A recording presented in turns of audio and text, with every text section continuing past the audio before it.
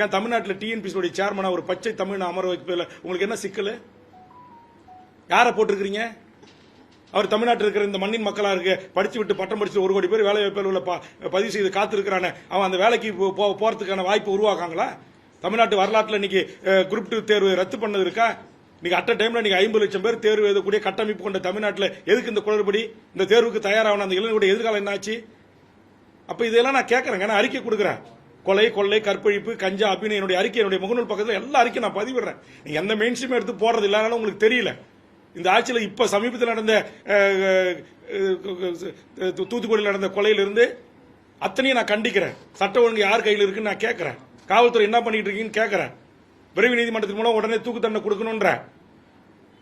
அப்ப இது எல்லாம் திமுக இருந்துகிட்டு நான் பேசவே கூடாது, நீ உதயசூரியன் சின்னத்தில் நின்ன, நீ வெறுமனே எங்களுக்கு ஆதரவு கட்சியா மட்டும் இருக்கணும், வாயை திறக்க கூடாது, எந்த டிமாண்ட்ஸ் எங்களுக்கு வைக்க கூடாது அப்படின்ற அடிப்படையில் நீங்க அணுகுனீங்க அப்படின்னா, அப்போ இந்த 5 ஆண்டு காலத்தில் எந்த அமைச்சர்கள், எந்த துறை செயலாளர்கள், யார் எங்கெங்க எந்தெந்த துறையில தவறு செஞ்சிருக்காங்க, எல்லா புள்ளிவிவரங்களும் என் கையில் இருக்கு.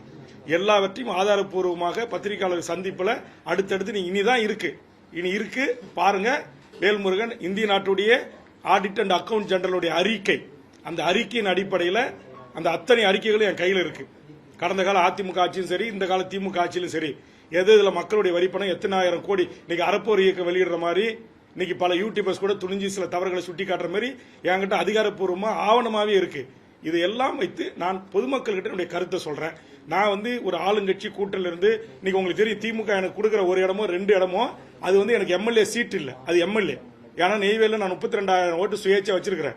இப்ப விஜய் மருத்துவர் ஐயா தலைமையில் அணி சேர்த்த பிறகு 6 அணி, அங்க ஒட்டுமொத்த ஓட்டே 1,50,000 ஓட்டு தான் போலாகும். ஏன்னா மொத்த ஓட்டே 1,70,000 ஓட்டு தான்.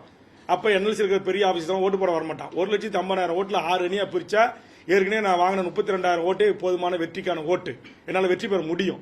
ஆனா நான் ஓட்டரசியலை கூட ஒதுக்கி வைத்துவிட்டு நான் இந்த 10 அம்ச கோரிக்கை என்பது என் எதிர்கால இளைய தலைமுறைக்கானது.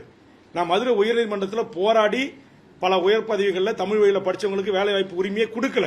நான் போராடி தீர்ப்பு வாங்கி தான் அதை நான் நிலைநிறுத்தினேன்.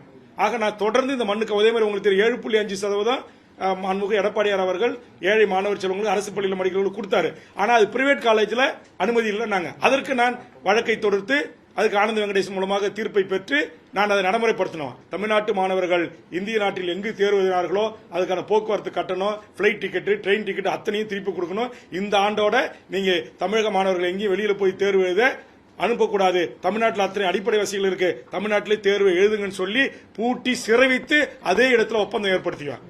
அதே மாதிரி சிறப்பு ட்ரெயின்ல அப்ரண்டிஸ் பண்ணிக்கல, சென்னிமலையில, திருச்சியில, சென்னையில, சேலத்துல எல்லா வடநாட்டுக்காரனே உள்ள வந்துகிட்டு இருந்தான். அதுக்கு ஜிஎம் அலுவலகத்தை முற்றுகையிட்டு இழுத்து பூட்டு போட்டு அங்கேயே போய் உட்கார்ந்து போராடி தமிழ்நாட்டை சேர்ந்து வேலைவாய்ப்பு அலுவலர்கள் பதிவு செய்யப்பட்ட தமிழக இளைஞர்களுக்கு மட்டுமே இனி ரயில்வே துறையில ஆள் எடுக்கணும்னு சொல்லி அதை சட்டமாக்கியவன் வேல்முருகன். அப்ப நான் எதுக்கு சொல்ல வரேன்னா, எனக்கு சீட்டே பிரச்சனை இல்லைங்க, எனக்கு பதவியே முக்கியம் இல்ல. நான் தமிழ்நாடு விடுதலை படைன்ற ஒரு மூவ்மெண்ட்ல இருந்து ஜனநாயகத்தை ஏற்றுக்கொண்டு தேர்தல் அரசியலுக்கு வந்தவன். அதனால எனக்கு எதுக்கு பதவி? நீங்க கொடுக்குற 1 சீட் 2 சீட் எனக்கு முக்கியம் இல்ல. என் தமிழ் சமூகத்தின் உயிர்நாடி பிரச்சனை, சமூக நீதி பிரச்சனை, ஈழத்தில் நடந்த இனப்படுகொலை, அதுக்கு ஒரு சர்வதேச நீதி விசாரணை வேணும். அம்மையார் ஜெயலலிதா நிறைவேற்றின தீர்மானத்தை நிறைவேற்ற உங்களுக்கு யார் தடுத்தா? எது தடுக்குது? பதில் சொல்லுங்க எனக்கு. ஒரு இனப்படுகொலைக்கு ஒரு சர்வதேச நீதி விசாரணை நடத்துங்க, ஒரு தீர்மானம் நிறைவேற்றி ஒரு பக்கம் பேப்பர் உங்களுக்கு செலவாக போது மோடி அரசுக்கு அனுப்பி வைங்க. ஏன் அதை செய்ய மறுக்கிறீங்க? யாருக்கு பயப்படுறீங்க? பதில் சொல்லுங்க. சட்டமன்றத்தில் 5 விஷயம் கேட்டேன், பதில் சொல்லல. இன்னைக்கு உங்க கூட்டணியில இருந்து வெளியேறியும் கேட்கிறேன், பதில் சொல்லுங்க.